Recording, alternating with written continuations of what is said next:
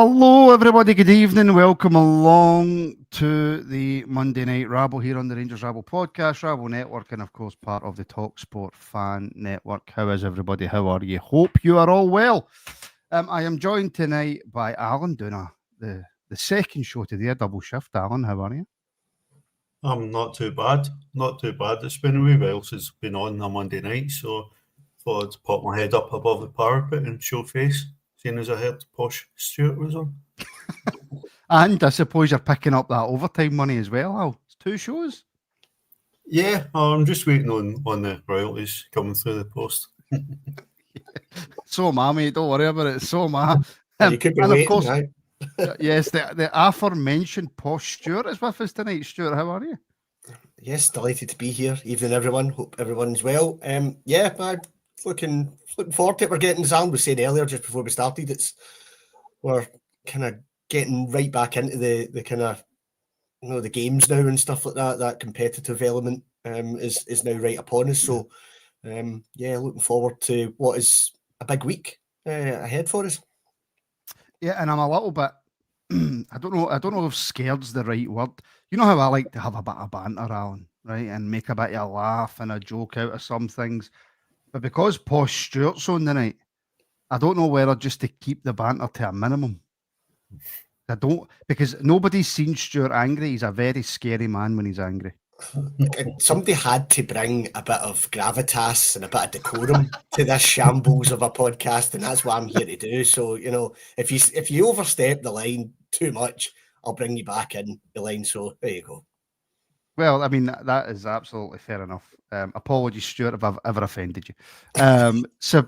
Surprised the show wasn't cancelled because of Martin's injury. Well, we're not going back over that, right? No, please don't. For those of you for the members who listened to the morning rabble, and for those of you who tuned into the afternoon rabble, you'll know all about it. And Stuart is posher than me, and that's coming for Charles, right?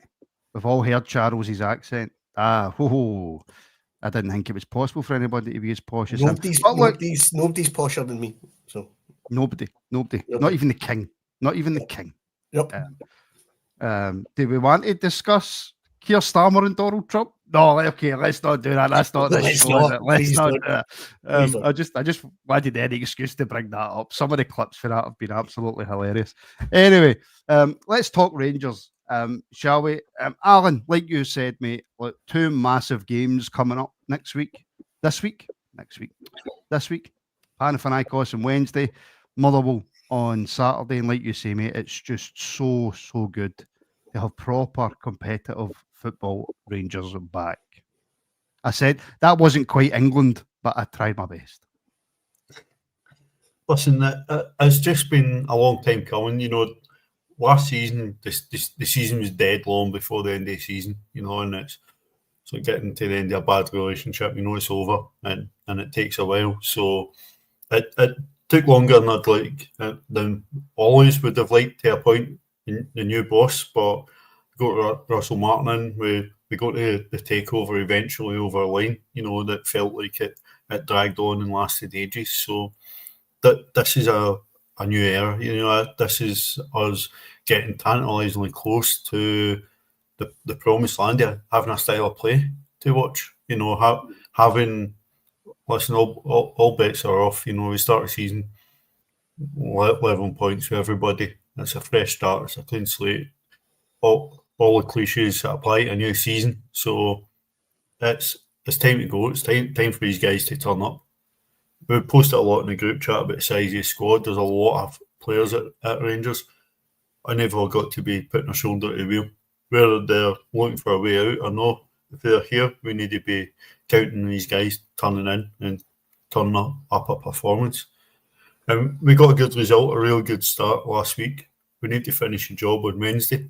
Now we need to commit, and I want to see us commit flying on Saturday. Yeah, look, loads of points there. Wednesday's huge, absolutely huge. There's no getting over it. It's not confirmed, Stuart. What word am I looking for? I don't know what sentence you're trying to say. Well, normally you're a mind reader and you know these things. It confirms Europa League football, right? Basically, a win and win. Yeah. Maybe confirms Maybe confirms was the correct word.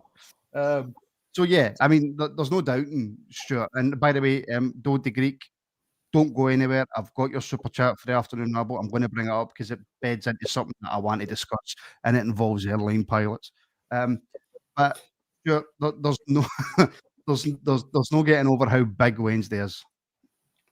Yeah, we said this last Monday night, didn't we? It's absolutely huge. As you say, it cements that Europa League place, so it takes a bit of the pressure off from that regard.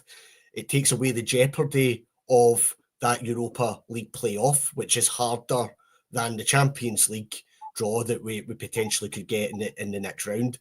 And there's just that added element that I think we talked about, the kind of positivity and a bit of excitement that is building in and around the club as we go into the new season with new ownership, new manager. Alan's touched on a style of football that's tried to be, they're trying to implement. It would just help with that. Wednesday, I'll be interested to see what you guys think. I had a conversation with someone earlier in work around about Martin's style and how he might approach Wednesday night. And we kind of two slightly different points of view, where they were hoping they might see a wee bit more of a kind of pragmatic approach to the game by him. Maybe he might have learned, and he might change things ever so slightly. I'm of the view, I think we will see him go with two wide men and try to play that possession-based high press style of football. I don't know what you think about it, but ultimately it's win at all costs. I think it would just it would make a huge difference, and like I say, just kind of keep that momentum building. Financially, it's important as well. What is it? Yes, 5 million euros just for getting through this tie. And I know money isn't as important now to us, but that's a nice little extra that can get added into the kitty. I'm sure. So big result, but interesting to know what you guys think in terms of how Martin might approach it. And I don't mean you. Well, for folk who think I take myself too seriously, spinning bird flip Martin style, he could do with losing some weight, a haircut, and a shower. But what about the gaffer? Alan, look, Stuart watches a lot more English football than me, right? He's much more up to date, and you probably do as well, Alan, right? Because you just love football. So I didn't see any of Martin's Southampton. I just seen the headlines. Oh, they're terrible. Oh, they're rubbish. Oh, blah, blah, blah. All right, he's been sacked. But he did come out in an interview. Was it Gary Lineker? I think it was Gary Lineker. And he says, I've learned from previous mistakes, or I've learned from my other jobs, and maybe I might go about doing stuff differently. What does that mean, though? What does that look like? Because I'm old-fashioned, right? I'm one of these guys. I just love a 4-4-2. You've got two quick wingers. You've got a wee guy and a tall guy up front, and you launch the ball up to the tall guy. He knocks it down, and the wee guy scores the goals, right? That's my method of football. But what does Martin mean by that then? Because I certainly don't think it means a change in his style of play. I certainly don't think it means a change in his philosophy. But he spoke so much already about when we get the ball, it has to be fast passing. We need to get forward quickly. We need to create opportunities. And when we're defending, we need to press quickly. I don't really know how much of that style you can change, Alan. It might be as much as looking at how few opportunities that Southampton team would get in the Premier League, and looking at just being more clinical. Being more aware of you're going to go into games and not get many chances, and you have to make one or two chances count. Certainly last week, I saw nothing to fear for that Panathinaikos team. I think if the players go over and just focus on what they're doing, they'll get opportunities, and we'll score against Panathinaikos on Wednesday. I think if players get caught up in the occasion of going away and playing away in Greece and a big game, it means qualifying for the next round to the Champions League, then that might affect the players. But I think if players go out and put the work in and work on what they've been doing in training, and work on what Russell Martin and Matt Gill and the coaches have been drilling into him, then they'll cause Panathinaikos more problems than they'll cause us. Yeah, this whole formation thing as well, Stuart. I really do want to get onto VAR and I want to discuss VAR, will they call them an airline pilots, right? Because I think I might actually be one of the few people sticking up for Willie Collum here, right? But we'll get to that. We'll absolutely get to that. But I don't think formation's a massive thing to Russell Martin, Stuart. I really don't. I don't think he's that bothered if it's a 3 at the back, if it's a 4 at the back, if it's a 4-2-3-1. And I could be completely wrong here. I just think it's the way that each individual player plays and the way that he wants them to play. I don't think formation's terribly important. I think that he plays within a structure and that style, and I think it's what's fairly evident. And when you watch him on the sidelines, and I thought that on Saturday, is that he's constantly trying to direct players in terms of I need you to be here, I need you to be there, and I think what he's trying to get across is that over time, hopefully, there'll be less of that instruction coming from him, and actually it'll just become like second nature to the players. The reason I don't think he'll change that kind of style and go more pragmatic is I'm not sure we're at the stage at the moment where I can see this Rangers team saying we're going to camp out on the edge of our 18-yard box and get a 0-0. I'm not sure we're good enough to be able to do that. I don't think we might have the players to do that. And if we are buying, exciting wingers, etc., and players to fit this style, then, what's the point of doing that if all of a sudden if we're going away to Panathinaikos and suddenly kind of that all goes out the window.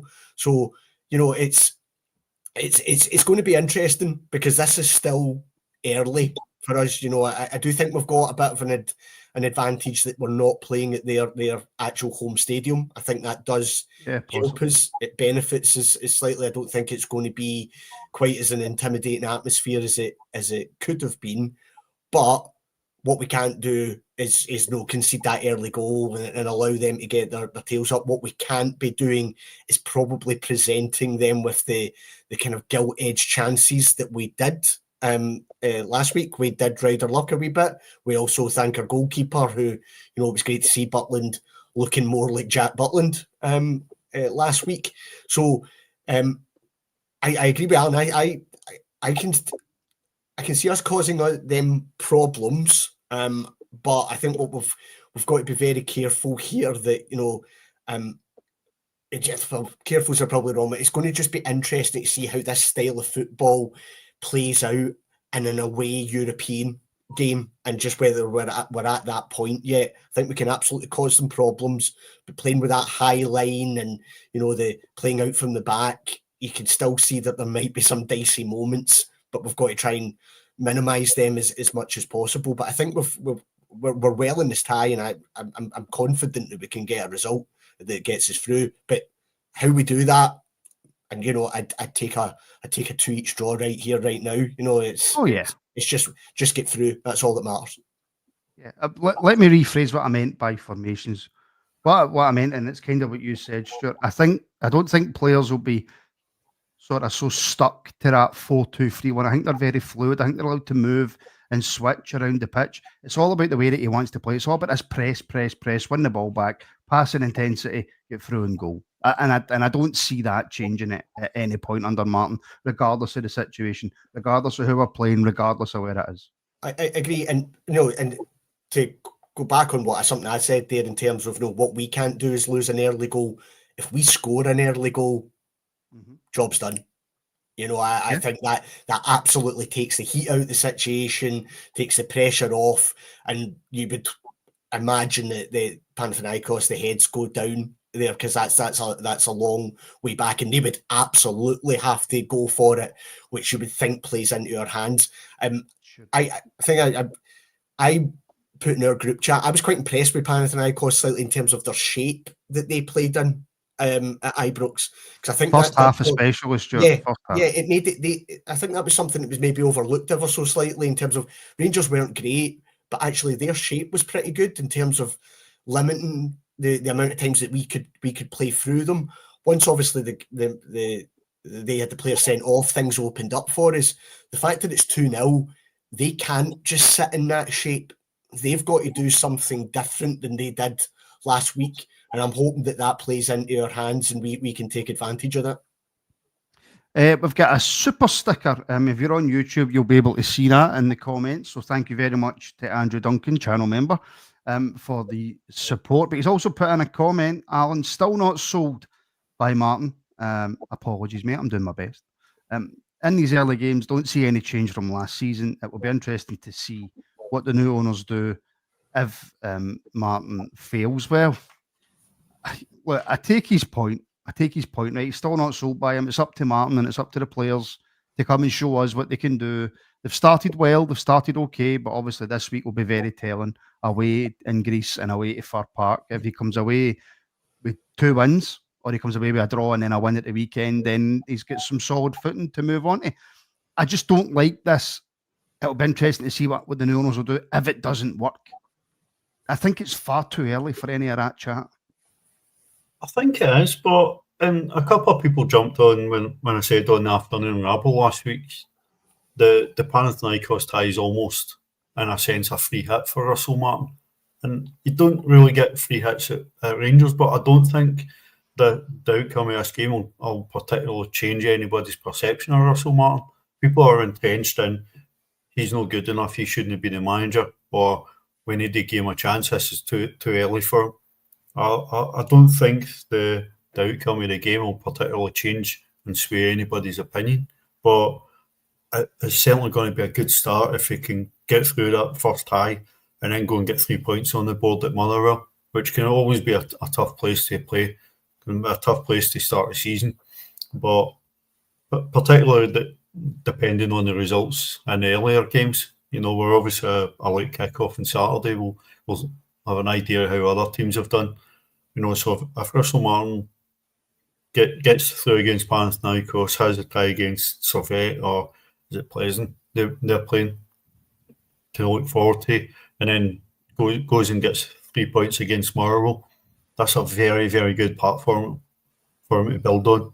And Stuart mentioned it's about €5 million or so worth of prize money extra that we're going to get if we win this game. We're linked to spending €5 million on a winger, that looks like it could be close to being done. That's a player paid for by winning the game on Wednesday. Yeah.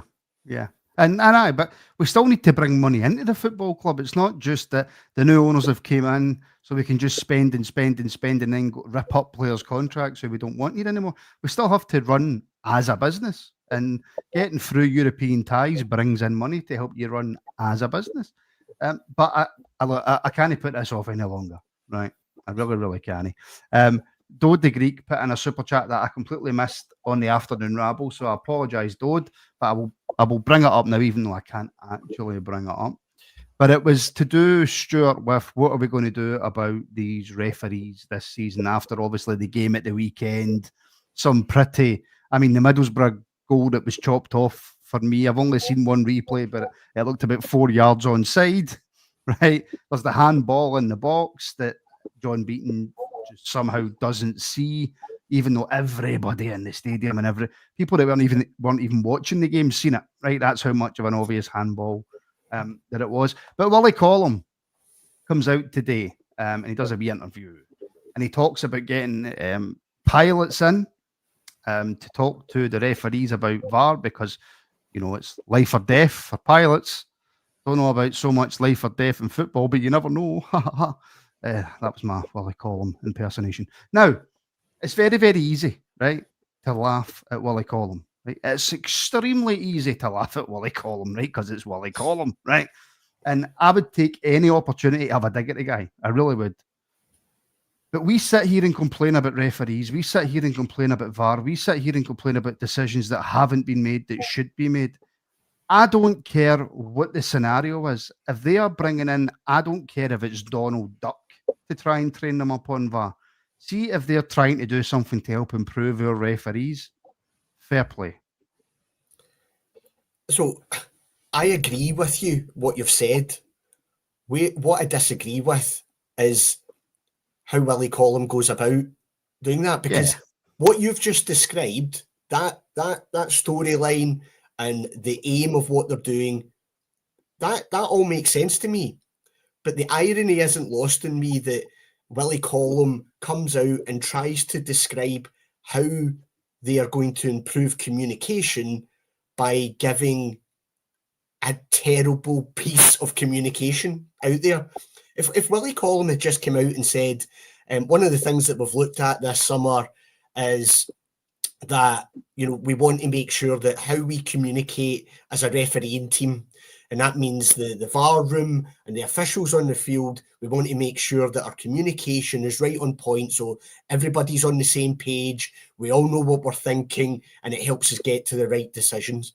And what we've done this summer is that we've not been afraid to look outside of the football world to look at other areas and other fields of expertise where communication plays a vital role. And we've brought them, some folk in, and we've had discussions with them, and we've tried to learn things with them. We're not having this discussion. We probably go, do you know what? Fair play. But once you start going on talking about pilots and life and death situations, that's where it becomes, people just lose interest in actually what he's trying to get, the bit of communication that he's trying to get across, because people are now fixated on that and have lost interest in the main point he's trying to make. And so the irony isn't lost in me that, here I am trying to improve the communication, but I've just given a horrendous piece of communication out there, and the whole point of it's been lost. So I agree with you. Anything that they can do to try and improve things. Saturday, yes, it's a friendly, but my God, you're worried already about what we're up against. I mean, Middlesbrough second goal, they're offside twice. So if you miss the first bit, there's still another offside within that phase of play. They feel the handball, the whole stadium, like you say, I mean, I was there, I could not believe, I'm looking right along and say, well, he's just handballed that and nothing. And as you say, Middlesbrough, again, you knew for a fact that one of them at least was probably going to be onside. So we're already starting the season apprehensive about what we're going to get from referees such as John Beaton. We've had many a discussion about him on this podcast. I don't believe he's bent or crooked in any way. I just think he's a really, really poor referee, and Saturday proved that again. And Willie Collum is not helped today, which should have been a positive story, but it's get completely lost because he started talking absolute nonsense by trying to get that message across. Have you ever actually tried to hear a pilot when he comes over the tannoy to talk to you? I'll give them some credit. They sound pretty posh as well, don't they? Some of them. They do sound quite posh, but they're that posh that you can't understand them. That's what it sounds like. So, the referees' view on Twitter, which is quite a good page. That's great. No, they're I think kind of like listening to them in terms of their views and incidents and stuff like that. They made a decent post about the fact that they've never watched aircraft investigation. And heard pilots talking, about VAR decisions and stuff like that. But fair, like I say, I understand the point that they're trying to do, but how you publicise and get that out there needs to be better. Yeah, and look, like I said before, Stuart answered, Alan.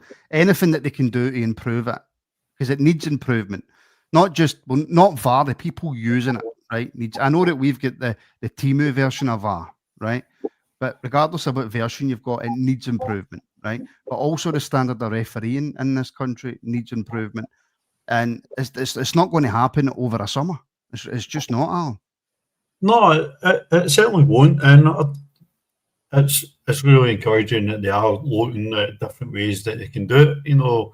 Whether those ways will yield any sort of positive results, remains to be seen. But Stuart touches on, it takes away from the sort of bonus of him doing it, the praise of him doing it by giving headlines to ridiculous sort of ideas. Whatever works, brilliant. I'm quite happy for him to do whatever works, but sometimes just keep things in house, and you don't need to know the ins and outs and the details where you're getting the help. Just speak, as you said. Look, we're looking to bring in experts for different areas to give a different perspective, a different viewpoint. Try and make the referees have a more rounded view. But got to, as Stuart says, you've got to be careful about how you put that across, or it just makes you look stupid. And look, from Mark, guys, SFA need cleared out. Look, Stuart, I don't know how long. I mean, it's maybe one for a Rabble report, quite possibly. We could sit here and talk about the SFA all night and how they are ruining Scottish football, how they don't care about Scottish football. You only have to look at the lower leagues. There's no reserve league anymore. It's so difficult for young Scottish players to come through from the bottom up. Scottish football, year on, and just a quick answer on this, Stuart, because this is a Rangers show. Year on year, Scottish football is just getting worse and worse and worse in every department. Yeah, I couldn't agree more with that. With the comment, the Blazers that are sitting in Hampden and enjoying themselves, but actually not really doing anything to improve our game. You've got the SFA, you've got the SPFL. Absolute questions should be asked of Doncaster and things like that. So it's not just the SFA that needs a spotlight shone on it. It's the whole of Scottish football and how it's run. I've said before, Scottish football should be kind of at the forefront in terms of if there are talk about new technologies or new rules or something like that they want to test out. Scottish football should be right at the forefront, saying we'll do that. We'll test it. Try to get some sort of something imaginative about the game here. I think we should absolutely be looking at the structure of our leagues, and how we play that. We should have a bigger top flight, shouldn't be playing each other 4 times a season, or find a way that actually you can play teams 4 games a season, but it's not everybody. I think there are ways that can be done, but it's really, really difficult. And we've touched on before on this about how our new owners are going to view this. We talked about them now sitting. We've now got presence on certain boards across the kind of governance area of Scottish football. It will be interesting to see how they view this, particularly when it comes to things like TV deals. Not going out to tender and just giving Sky a new deal, which basically works out that they're paying less for more games. I'm hoping that our ownership will start and doing things the right way, but when it's right and they feel that something isn't going on, let's make it public. Let's absolutely out some of these really, really poor decisions. But as you say, look, we could have a full 3-hour pod, I think, on the state of Scottish football. Maybe one we'll look at some point. Yeah, and look, after what happened in 2012 and all the backlash and the fallout for that, I probably spent the best part of 7-8 years with the mindset of don't care about any other team, don't care about this, don't care about that. I don't care about the state of Scottish football. All I care about is Rangers. And to be honest, see the more that the kind of decline of Scottish football went on after we went down the leagues, the more that you look at it and you go, right, well, do you know what? That way of thinking, that's going to get us nowhere. It's certainly not going to get any of the other teams anywhere, regardless of when I looked back and, Dundee United were in trouble and my first thought was, well, I hope they go out of business. Other teams were in trouble. I don't care. I hope they go out, but I just didn't care. But Alan, I think you have to take a wider look at it. And we talk about how, we want a Scottish core in this Rangers team, right? Which I would imagine all 3 of us sitting here and most people watching want, right? Of course you want a Scottish core within your Rangers team. Well, if clubs are all struggling financially and the whole youth setup in Scotland is crumbling you're never going to get those players. And I can tell you firsthand how difficult it is for parents. And I know we're going off on a real tangent here. I promise I'll bring it back to Rangers in a minute. But I know how difficult it is for parents to just get their kids to football. The finances involved in it are crippling. So we need to come up with something to get it back to being a working class game again. Absolutely. And Stuart talks about the structure of leagues. Again, you open the league up a wee bit more. It's always talked about, it takes a wee bit of pressure off teams. There's more chance to go and invest time and effort in giving young players proper game time and experience. And that's how young boys will develop. We see kids come out academies and they look great, they're technically really good, they're this and that, and they just can't adapt to playing first team football. The jump seems too high despite all the work they put in the academies, and we need to find ways of bridging that gap. And that's not we see it at Rangers. We see with our highly touted young academy prospects going out and can't get regular game time in the Championship, let alone in the Premier League if you go on loan. So that's not just a Rangers problem, but that's a Scottish football problem. It's probably a problem elsewhere and beyond Scottish football. But how do you take thoroughly coached academy kids and make them first team footballers? And that, as Stuart says, you could get a much longer pod on that and how you go about that. But selfishly, from a Rangers point of view, we need to learn to be better at that. We need to learn how to take those young players, take your Robbie Frasers, your Bailey Rices, and all these guys, and actually make him first team players. I think we have to bite the bullet and think about how we spread the wealth around Scottish football. But see, on that, Martin, sorry, I don't want to carry this on too much, but I've mentioned we've got new owners, but their Hearts have got now some serious investment in them. Hibs have got serious investment. I don't think that's going to stop there. You can imagine Aberdeen will probably become, like, it's going to be across the city. There will be somebody who eventually will come in and probably want to take them over. So there is some positivity in here. So it's not just that we've got new owners with fresh ideas, and there's some serious players already in this league. I do hope that they can get together to kind of maybe drive and say, actually, how you're running things isn't acceptable.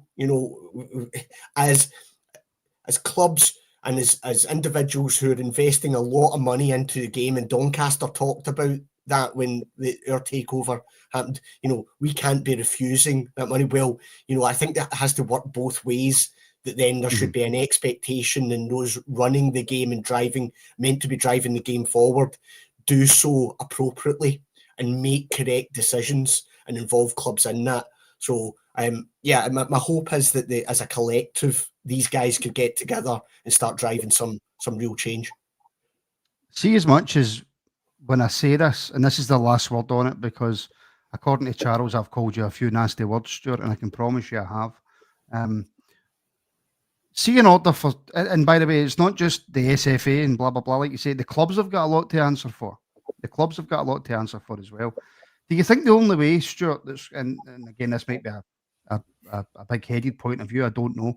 The only way that Scottish football improves is if, and not from a fan's point of view, but from a board's point of view, that Rangers and Celtic put down that I'm going to pick anything up I can to beat you with, and actually get round a table and go, right, this is how we improve Scottish football. Does it have to come from Rangers and Celtic at board level? I think we should be the drivers. The two biggest clubs, we've got the biggest influence. We carry the most weight within this league. So yeah, I think it's absolutely appropriate that we should be driving things. And I think I understand that there is tribalism when it comes to supporters and how we view each other's clubs. I think for far too long that tribalism has probably seeped in, and I would aim that more at their board. That I think they've taken a stance where, that we can't call Rangers by their name, all that sort of stuff. It's all a bit of a nonsense. Whereas actually, it's surely in everybody's best interests to try and get a product which allows us to be in a better position to say to Sky, we're not going to accept the fact that you just fling some money at us and we'll just gobble it up because all you're really interested in is 4 games a season. We'll show some other games, but we're not really interested in that. We won't even put together a highlights package or any in-depth analysis. We don't really care. We quite enjoy the fact that we're going to give you a pantomime before games at halftime and after it by the pundits that we bring on. So, everybody's got a part to play in this. I just hope that there's, with fresh eyes, like I say, that it might hopefully open up discussions and start questioning, sorry, why is Neil Doncaster getting paid that huge amount of money? What has he actually done to deserve that? Mm-hmm. Yeah. And by the way, we're as culpable with the cutting the allocation of tickets, and we've done a few things back and forth. They've done a few things back and forth. From a fan, like you say, from a fan's point of view, we can say and do what we want to each other because we're supporters. From a business point of view, and we've got new owners now that won't be interested in any of that history, a rivalry, in terms of all the shit that comes with it. They're interested in how do we get our football club now to make money and play well in Europe and advance in Europe and advance whatever agenda that they have coming in to buy the club. But anyway, Charles, I call Stuart that all the time. He just doesn't know what I call him, right? But I call him it all the time. Thank you for your support, Charles. But this more pressing point, Alan, from Charles, another super chat, by the way, thank you very much.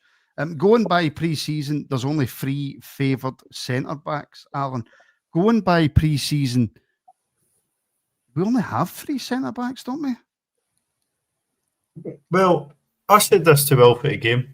That game, we ended up playing a young right-back at centre-back with young Fernandes, and that would have been a perfect opportunity to pair Fernandes with either Ben Davies or Clinton and Ciala. Granted, they don't seem to have a future at the club, but it would have been ideal for Fernandes to play alongside one of the guys who are a natural left-sided centre-back, and it would also have helped put him in a short window. Coming up against a Middlesbrough team, and from the Championship, there'll be eyes on that game, and eyes on the sort of market that might actually be looking at coming and giving us money for these players.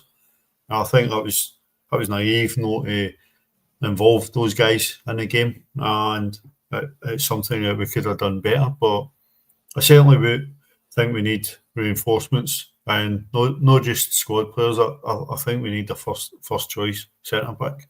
I think Nasser Giga looks at a tremendous prospect. He's not somebody that'll be at Rangers next season, but he could be a massive player for us this season. And I'd very much like us to go and bring in an experienced head to play next to him. Oh, nearly. No, nearly about it. No, I didn't do it. No, but on a serious, need to get VAR out for that. Need to get VAR out. Hold on, just a message while I call him, right? No, I've just got a bit of pen on the new blinds. She's going to kill me. No, but on a serious note, Stuart, about this whole centre back situation, it's clear that Ben Davies has been nowhere near the team. I would imagine Rangers are trying everything they can to find a club for him. The manager's already come out and said that Clinton and Ciala is free to leave, and whether that's on loan or a permanent move, so he doesn't see him as part of the first team picture. And actually, me and Wally spoke about that in the Academy review, which is out now for CEO tier members and for all members tomorrow, and then out for everybody on Thursday. So yeah, we kind of only do have 3 centre backs, unless I'm completely forgetting somebody. Sure. No, because look, these players that we haven't seen haven't been involved, and you can add Leon King into that mix as well. they're not going to be involved. And maybe there's reasons why that they don't. Maybe there's potential deals lined up, and they don't want a player playing and then picking up an injury, which scuppers that. I don't know. I'd be surprised, given how strong the links were to Connor Cody, that if that isn't going to happen, I'd be amazed that we then make a decision that we don't then look elsewhere and bring somebody else in. I think there is potential that we could see Tav playing in that area, potentially. Certain games at home domestically, I think you could easily see Tav playing as a kind of a centre back. So, I can see he's bringing in a left back, which then I think obviously allows Aarons to move to the right back area, and then that maybe then frees up Tav. But just given how strong the links were for Connor Cody, I'd be amazed if there isn't somebody else that we're looking at if the Cody deal it's kind of went quiet, doesn't it? It sounds a bit as if that's maybe not happening anymore. So I think there'll be another centre half. I'd agree with Alan. I think we'd want potentially a kind of an experienced head of somebody similar to Cody to potentially come in there. Yeah, and Blue Tie saying that defence. And by the way, Blue Tie channel member, thank you very much for the super chat. But just before I come to his super chat, Stuart Wade has become a Rabble member on YouTube. Thank you very much, Stuart. Hope you enjoy all the extra content, my friend, and thank you for the support. But Blue Tie, Alan, defence is still nowhere near solid enough. We'd like to see us sign a reliable left back and get another vocal centre back in to organise the defence. I should have brought that up, Alan, before Stuart made his point, because that's pretty much just what Stuart said. As, but I think a lot of people are looking at the same thing. It's quite clear that Russell Martin wants to invert the full-backs and add bodies into midfield so we can get a more attack-minded midfield players on the ball higher up the park. But with it, the team need to learn a wee bit more about how to protect the defence in that setup. I'm still very, very surprised that Russell Martin's not really high on Clinton and Salah. I think he would be an absolute standout in a Russell Martin team, if he's given the opportunity. I think the way that we saw him play and all the attributes he has, I thought he'd be absolutely tailor-made for Russell Martin. So that still really surprises me that we're looking to move him on. I wouldn't be disappointed to see Russell Martin change his mind and give him an opportunity. But that might depend on... I doubt it, but, that would maybe be the sort of thing, if we continue to miss out on targets and we don't get somebody in and he doesn't leave, then maybe... I think he's got talent to come back, but we absolutely need reinforcements. Unfortunately, I don't think Robbie Fraser seems to be in the plans. So we're looking at Yefty. Ridvan looks as if he's on the way out, and I think we need at least options so that Yefty's not having to play every single week, because he's clearly He can't do it, Alan. He can't do it. He's clearly seen as somebody with potential. I've got some doubts about his ability or lack of to actually defend, but the way he likes to move infield from left back makes him probably very well suited to a Russell Martin setup. Yeah. But the fact that he didn't play last Tuesday, I think maybe tells you where, and the fact that Martin wanted to play Max Aarons at left back, and even though it's abundantly clear after that game that he's not very comfortable playing on that side. I like Yefty, but I wonder actually if it's the opposite, Alan, and actually the manager's not that keen on him. It doesn't seem him being able. I think it's different when he's driving into the centre of the park. What Martin wants is his fullbacks to just find their way in there without the ball.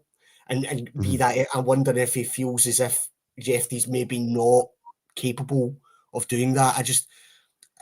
It's like not alarm bells, manager's makes his decisions, but the fact he wasn't involved last Tuesday, I wonder if that's we're seeing a decision made on Yefty. Not that I think he's going to go. I think Ridvan's going first, but I'm not so sure he's in his plans.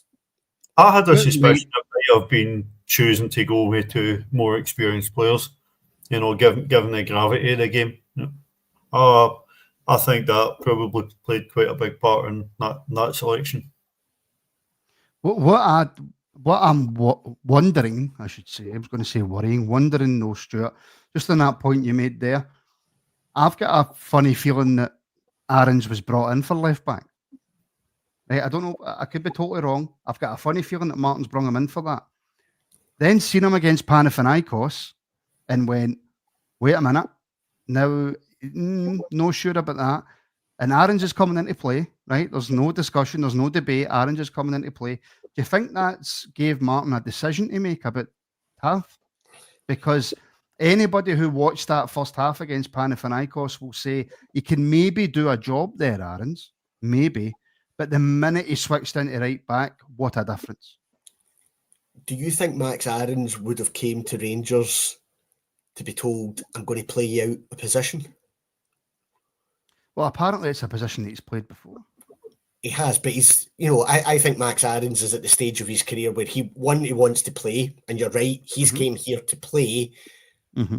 I'm not convinced, though, when Martin's trying to sell him, come to Rangers, that sell is as easy by saying, by the way, I'm not going to play you in your preferred position for the majority of the time. I want you to play in a position I know you can do, but it's not a favourite one for yourself. So I think Max Aarons is brought in to assist with the right back area. I think he probably is the first choice, but I think we want to be in a position where we are not relying on someone having to play 55 to 60 games potentially in a season.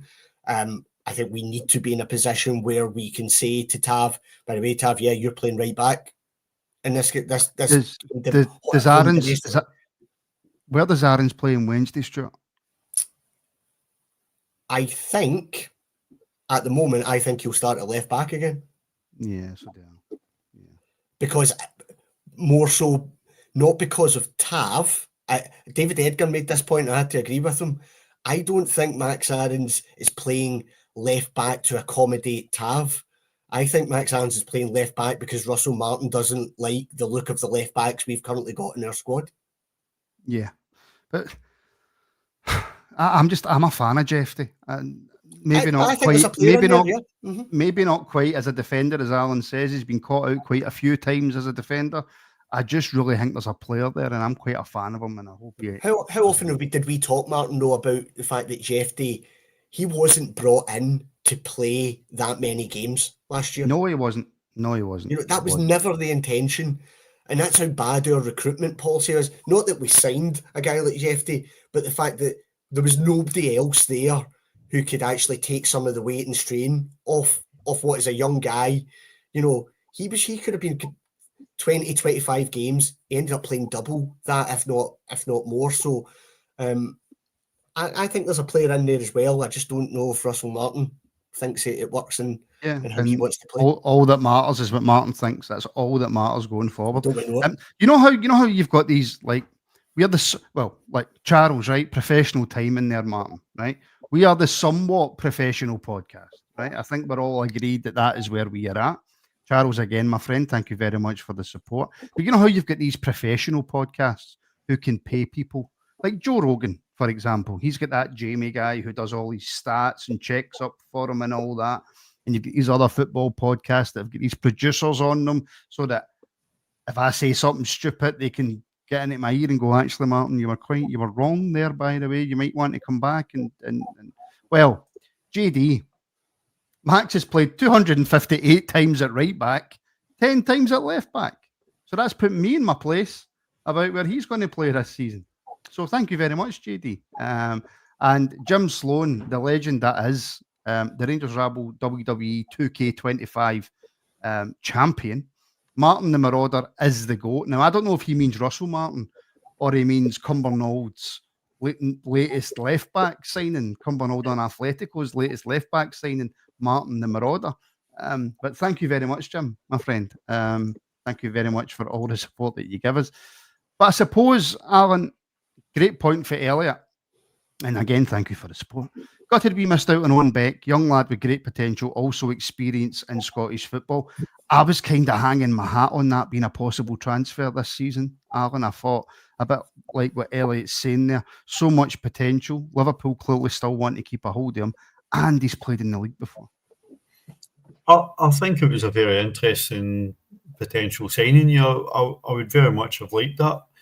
It certainly doesn't give a massive amount of an increase in experience over Yefty, mind you, being a young fullback, maybe a season and a half he spent on loan, but a wee bit disappointed we couldn't get that one done. But we don't know how realistic the interest was. You know, where it was speculation, where it was agents trying to drum up some more interest, or where we were genuinely infirm and have been outbid or overlooked. Yeah, it's just a shame. I think that would have been perfect for us this season, to be brutally honest. There was something else I wanted to bring up, but I've completely forgot what it was. Can I bring something up? No. No, all right. Right, I'll send you the pod. Just what, see, we're talking about Russell Martin's style of football and stuff like that. I put in our group chat on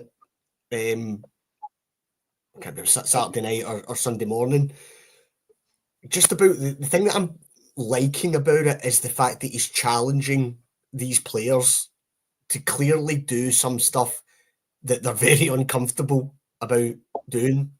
And I don't want to single him out, but like, for example, Connor Barron on Saturday, I didn't think had a great game. I think he improved once maybe more of what we perceived to be the first starters that came on in the park. I thought he did get better. But one of the things that's been quite obvious to me in the games that we've seen so far is it's how some of our players, they struggle to protect the ball.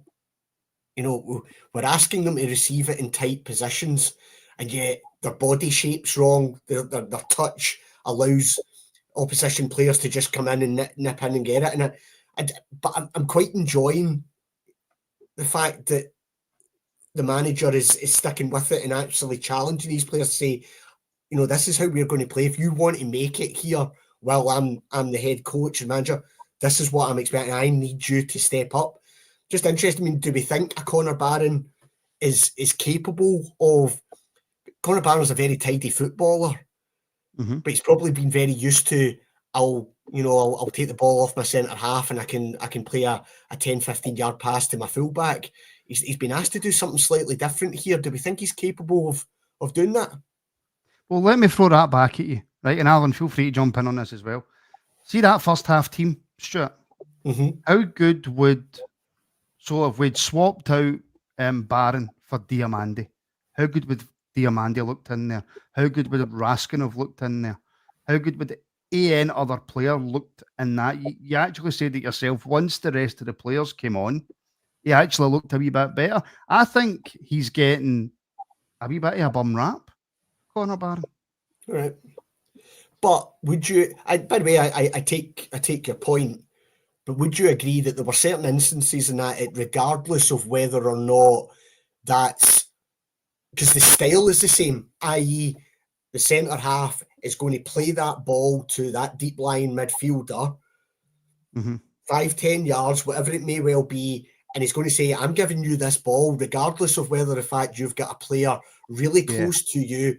That's the style that the manager, and you need to be better at either playing a first-time pass, or your control and your body shape needs to be better so that it's not so easy. There was 2 or 3 times where Middlesbrough players just came in and took the ball off him. So I just think it's interesting because it's challenging all of them to play differently. But again, sorry, Alan. Sorry, I'll throw this to Alan. I would come back at that and go, Barron can only make those passes if other players round about and make the movements for him to be able to make that pass, Alan. And I don't know if that was quite happening in that first half. Now, what last season did show, though, Al, was that under pressure, Barron needs to be better, right? I completely agree. He needs to be better. But I think he's got the aptitude and I think he's got the confidence, Alan, that he can be better. It's just going to take time.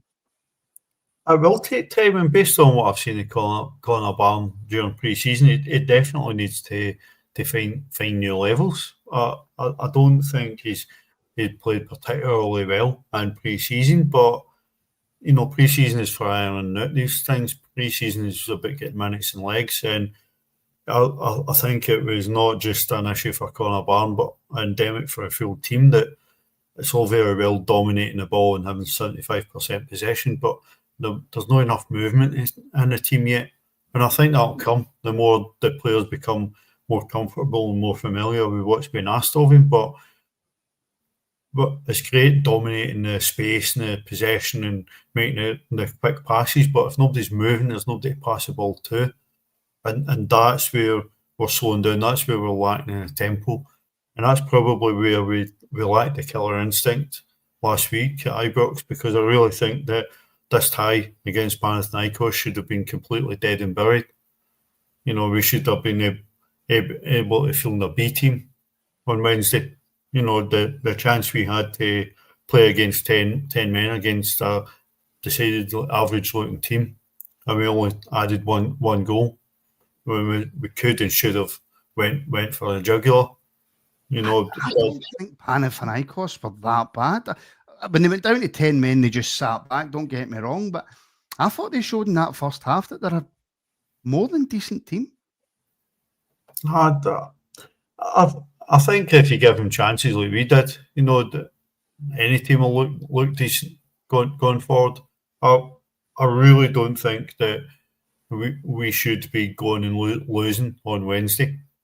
No. That might come across arrogant, but I think our squad is more than capable of going and dealing with Panathinaikos on Wednesday. And I hope I don't find myself looking stupid on Wednesday night. But listen, I've made myself look stupid 1,000 times, Alan. Don't you worry about it. Stuart, will Mikey Moore be in the Rangers team on Wednesday? Or will that just be a wee bit too early for him? Just a bit early, yeah. Well, it looks as if that's a done deal, doesn't it? Just pretty much waiting for it to be confirmed. And interesting. How much of a coup is that, Stuart? I think he's a very talented player. He's 17 years of age. I had a kind of brief look, and I think he's had 17 appearances for Spurs, and 10 of them at 17 in the Premier League, 5 in the Europa. So they clearly see a kind of player in there. I think it's interesting that that they're almost entrusting us with a player of that, which I think is a positive for us. You would, just because we've got new owners and we've got a bit more money, I don't think we should be completely ignoring the fact that if we can get good players in on loan that can help us win trophies for a season, that's all well and good. So an interesting one. It'll be interesting to see. Spurs will want him to get game time. I don't suspect he's here. Rangers have said, he's going to play every minute possible, but they'll expect to see that they'll get a return in their kind of faith in us and allowing him to build and gain more experience. So, but an interesting, he's certainly very highly thought of down there, and I think there was a number of big clubs who were keen to take him. So, looks like a bit of a coup for us to get this one over the line. Well, as Paul McCorrickle, Alan, is saying, why bring in a 17-year-old for that position? Now, again, used to watch a lot more English football than me. I was led to believe he's a left winger. Now I'm hearing he's a striker. Does anybody actually know what position he plays? I think he can play both. I think both.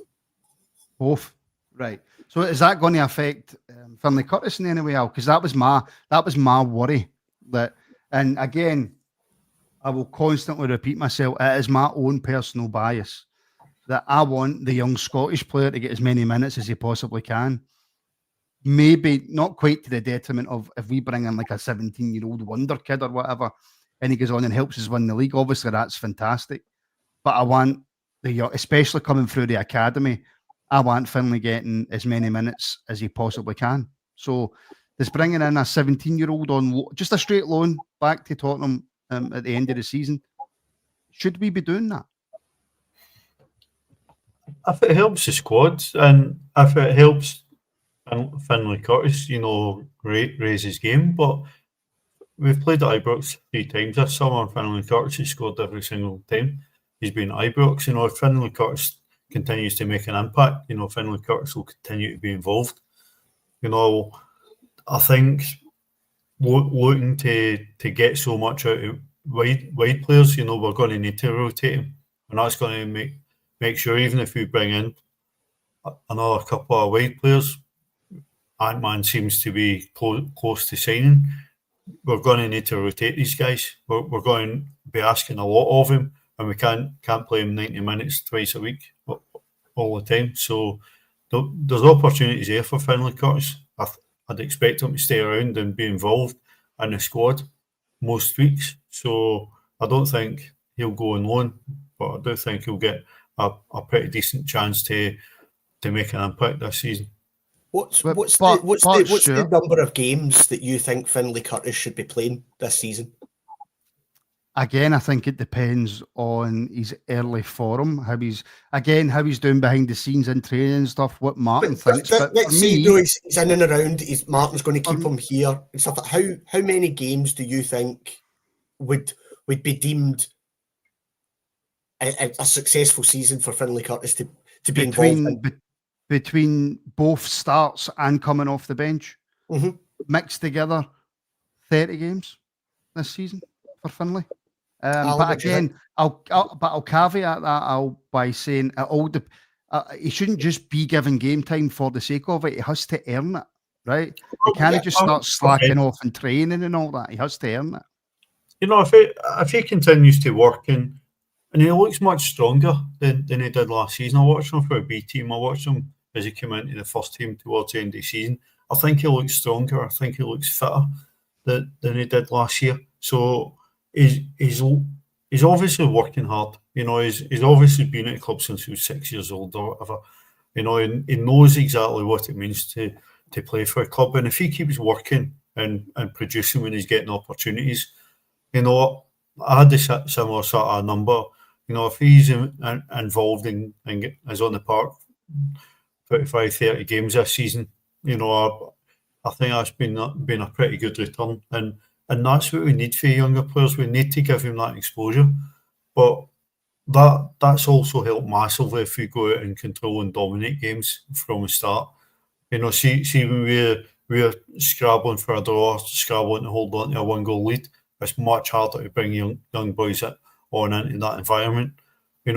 We need to get into a position in games where we can bring young players into a team. Go and bed yourself into a team. Go and get yourself ready to make an impact when we need a difference maker. But if you trust that young player, right, which you have to really to be able to play them regardless of the scenario, if you trust that young player, should they not experience, Stuart, they need to come on and grab a win from the jaws of a draw or a defeat? The reason I asked that question was because I tend to agree with you. Whatever the figure is, I think the point I'm trying to make is Alan's right.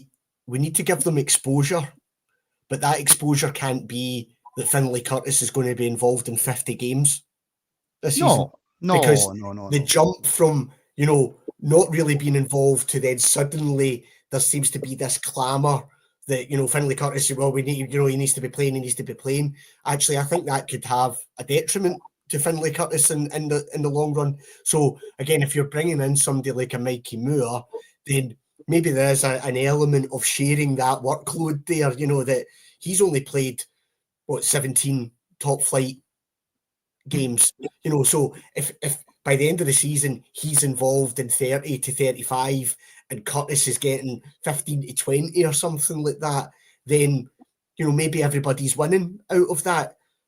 Finlay Curtis is doing absolutely fine at the moment, and he's in a very nice habit of scoring goals. I do think his goal against Panathinaikos was great. I do think we have to have a bit of honesty, though, that first half, he wasn't very good. I know he won man of the match, But Finlay Curtis was not the man of the match against Panther. He had a big, important role in terms of that opening goal. But actually, I think if we take a step back, his general performance in the first half was poor, and he did look slightly out of his depth. But he's shown a wee bit of resilience in that, and the manager's clearly liking what he's seen from him, that resilience. And as I say, he's in a nice wee habit of just popping up and scoring goals. So long may that, Matt, continue. But I think you will see Finlay Curtis being involved, and then he might disappear for 3 or 4 games. Then he might come back in. Which is right. Which is the right way to do it. So that's squad building. I'm not seeing us looking at somebody like Mikey Moore. Again, I'm not necessarily just going to go straight to that's bad for Finlay Curtis. I think there's options to have both of them in and around that squad. Yeah, but I think on that example that you used, I think he deserves more credit for the second half performance against Panathinaikos because of the first half performance. Totally. Because and that's what I mean. He's clearly got a resilience about him, and how many young players would have just went into their shell in that second half? And by the way, I think Russell Martin deserves a lot of credit for that. I would have taken Finlay Curtis off. Yeah, and there would have been many at Ibrox and watching that game who would have done. That's why I'm not the head coach of Rangers. So, by the way, nobody would have complained. Nobody would have complained, Stuart, if he was taken off at halftime. Agreed. People would have actually probably gave Russell Martin credit for taking him off at halftime. So Agreed. I think you have to Alan, give equally as much credit to Finlay for that second half performance and the manager. I think you're absolutely right. You do, and Finlay Curtis didn't make a massive impact in the first half. Much like a lot of the team, I thought we left him a wee bit too isolated, and didn't give him options to sort of help sort of beat his winger. It was easy to defend against for a winger because we didn't get close to him, didn't give him support, didn't put any doubt in the defender's mind. If he was going to try and beat a defender, he had to go down the line and pass him. So that made him much easier to defend against. But we got a bit more movement in the second half, and that gave him a wee bit more confidence. And instead of going down the line, he's cut inside, and we saw how well that worked.